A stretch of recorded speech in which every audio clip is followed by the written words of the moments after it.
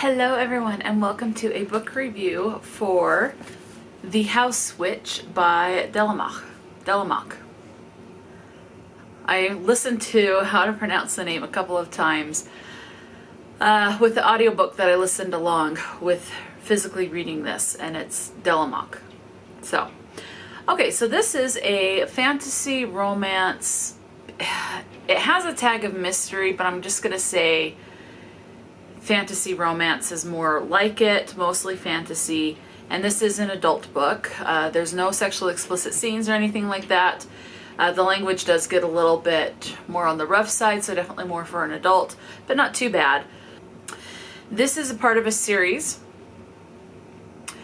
and the series is The House Witch, and it says 5 books, but it's on Goodreads, it's like there's 3 books, and then there's 2 books that are part of a series that maybe follow this, but they're all under the same, The House Witch type of a thing, is what I'm thinking. And so the audiobook is narrated by Matthew Wolfe and is 17 hours and 4 minutes at the one-time speed. Delemhach is from Canada. It says, about the author, Delemhach is the author of the House Witch series, which they started in order to share with readers some of the warmth, fun, and love of food they experienced while growing up. Born and raised in Canada, Delemhach discovered their love of fantasy and magic at a young age, and the affair has carried on well into their adulthood. Currently, they work multiple jobs, but the one they most enjoy, aside from writing, is privately teaching music to people of all ages. I thought that was pretty cool. So, what is this about? So, this has a couple of POVs, but I would say 97% of the time we're following the POV of Finn. Finn is an adult male witch, and he is, for a little bit, it kind of, think like late bloomer type of a thing. His parents are also witches, and there are different types of witches. You have earth witch, fire witch, air witch, and water witch. So kind of like with all the elements. When Finn finally comes into his magic, he's considered like defective, and the people that are teaching him are the one person from the witch coven that comes to help him learn more about his magic finally says, okay, you're a house witch, so you are not, like, you're weaker than a normal witch. His mom is a healer and his dad is a fire witch, and so his mom is also considered a weaker witch because she doesn't draw on the elements like what they would say a normal witch does. You also have another form of witch, which is a mage, but mages are self-taught witches, where witches are born with magic. So that's the difference. So you have a witch who is born and comes into their magic as they age, and then a mage is self-taught with spells and they learn it. Witches look down on mages, and there is a lot of animosity between a witch and a mage. So Finn is considered a house witch as they learn more about his powers, which means he is only able to do his magic at his place of residence to protect his home. And that's what he wants. He wants peace. He wants people to be safe and feel comfort and belonging, things like that. So he wants a nice home, and he's able to do that. His magic helps him with cooking and things like that. He's able to summon lightning to get rid of people that he deems a threat to himself and those that he cares about when he's on his home turf, things like that. So at some point in his adulthood, he gets a job as a house witch, or the royal cook for the local royal family. So he goes and becomes the cook. People are leery of him, 1, because he's new, and 2, because he does some stuff like saying, I don't want anyone in my kitchen unless they're X, Y, and Z type of people. I get to choose who my staff are, and so he kind of steps on a couple of toes, is the phrase I'm looking for. As people get to know him, they do find that quality in him more endearing. He does become more trustworthy. someone that people see him as a protector, which is ultimately what his magic helps him be, is a protector. So we also read Lady, I can't remember, it's Annika is her name, but I can't remember how to pronounce her last name, Lady Geneva or Genevieve or something like that. And there's a little bit of romantic tension between the two, kind of in denial. There's a lot of talk of class differences and station differences within the royal hierarchy, where she is a lady and he is more like a lowly servant, and how that just romance between them cannot happen type of a thing. Even though there are people that would root for that romance, Finn is very much, you know, it can't happen. And so you're seeing that bloom. What is the name of this city? It starts with a D. There's a couple of different cities. Dexaria. So he's a part of Dexaria and is the royal cook for the family of Dexaria. There is, the prince is like 7 or 8 and just really gets this bond with Finn. And it's really cute to see that. You do have a familiar that is dropped off that is a cat, and the cat's name is Kraken. And there is an impending war, or talk of impending war, between Dexaria and a neighboring kingdom. And so people are trying to like spy on other people, have informants, find out what's going on, what the one kingdom is that's trying to do, that's trying to overthrow and rule everyone in not such a good way. So you have, you know, spies, informants, things like that. Knights. This was just a great time. And, you know, as the story goes on, you realize with Finn that he is probably more powerful than he thinks he is. A lot of people tore him down as a youth, and it's like, oh, you're kind of worthless, you're weak. And so it's taking a couple of people to kind of say, you're stronger than you think you are, and for him to kind of come into that and realize that. And that even though there might be class differences, he can still strive for bigger and better things. And so kind of like a coming of age, but he's already an adult. But he's still coming into himself, and it was a very sweet book. This had me giggling several times throughout the book. So, as I had said, you have talk of class and station differences. You also have talk of abuse, child and domestic abuse. You also have hints at either sexual harassment or sexual assault. It does not depict it, but basically these knights kind of harass, in a way, one of these, a lady, not a royal lady, but like a servant lady, and Finn comes to her defense, and you kind of see things develop as far as that. So those are the trigger warnings. As far as representation, it does not mention anything racially. The only thing that two mentions of skin tone is that someone does go streaking, so running around the castle naked. And so it talks about his pale butt skin. And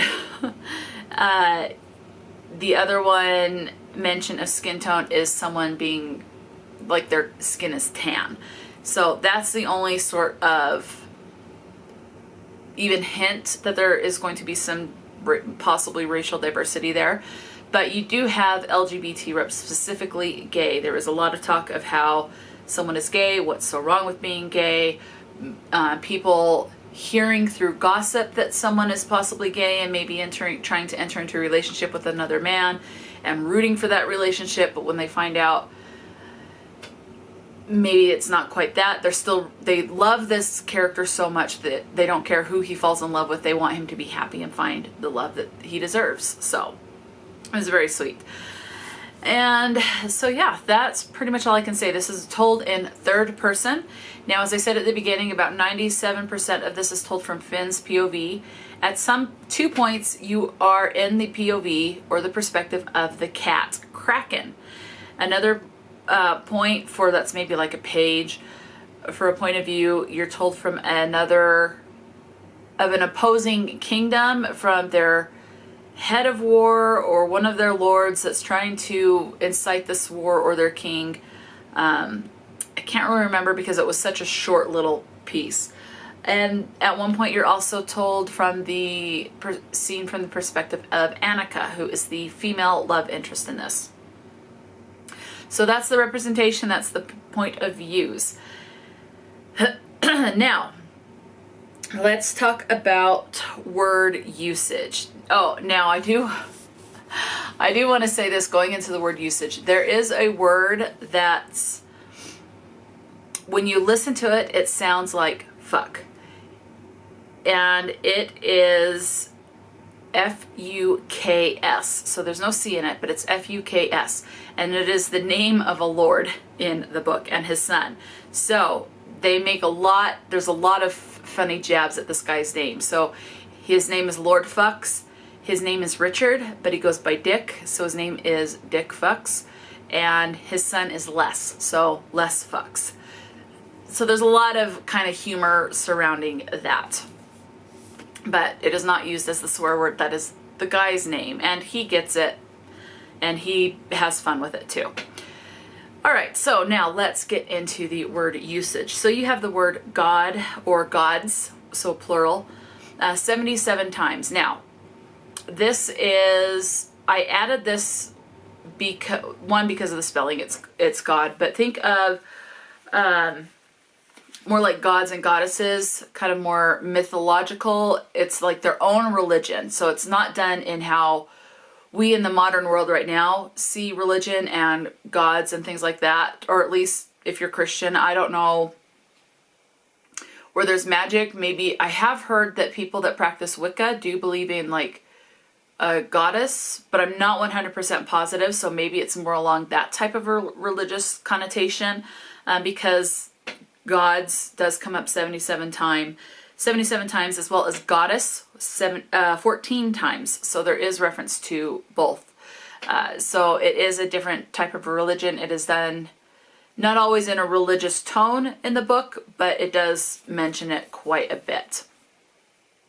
You have the word bastard coming up 10 times, shit 11, piss 2, bloody 9, ass 24. The term God's damn 11, and I'm trying to add that S because that's how it's done in here.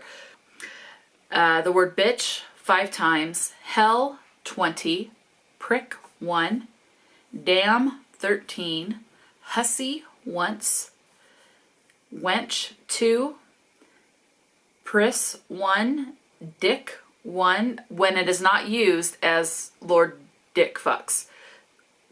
So calling someone an actual dick once. God's forsaken once, fornication once, whore once, and then the actual word fuck comes up 1 time.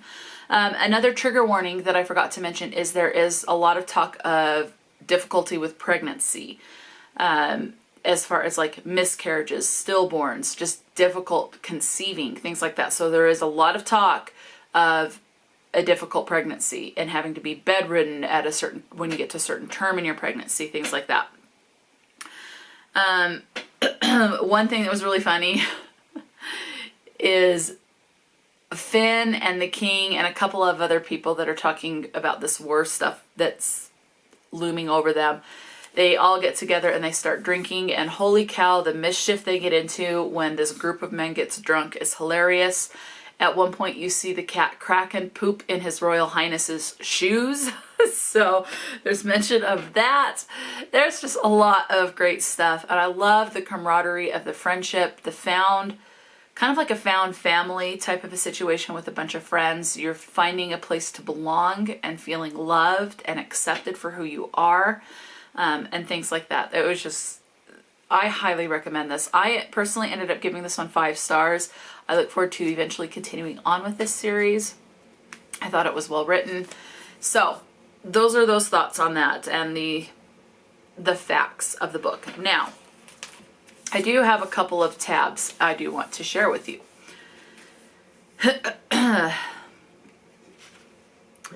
Everyone gets frightened at times.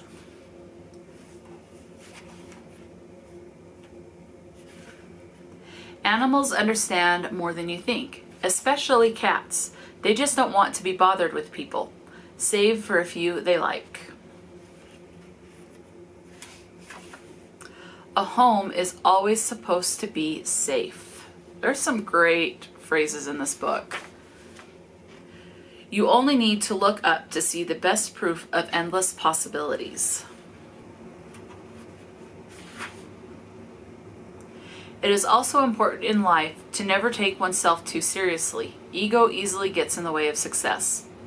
These challenges given to you by life, and it gives you the chance to get stronger. You become better, you become worthy of respect, and you take your triumphs knowing without a doubt you have earned them. Take what life gives you and grow with it. A man doesn't make good people cry and feel powerless. He doesn't bully those without authority. He defends these people. He's not their enemy, he is their ally. And that's a lot of reference to, that phrase is in reference to like the child and domestic abuse situation, how someone that abuses, like the abuser is not a true man type of a situation. So I really liked that. It says, I am weak, though. I can only do things to promote peace. This is the best part. You think that is weakness? Kingdoms go to war not because they are strong, but because they are weak. Peace is strength, Finley. You are far stronger than you know. Oh, I loved that. So that's just a couple. I've got a couple more highlighted, but I want you to find those gems that stick out to you. So let me know. Have you read The House Witch by Delemhach? Are you interested in reading this? What are your thoughts? Did you read this and not really care for it? Just let me know. Talk to me in the comment section below. And until next time, stay true to yourself and enjoy a good book, and I'll talk to you later.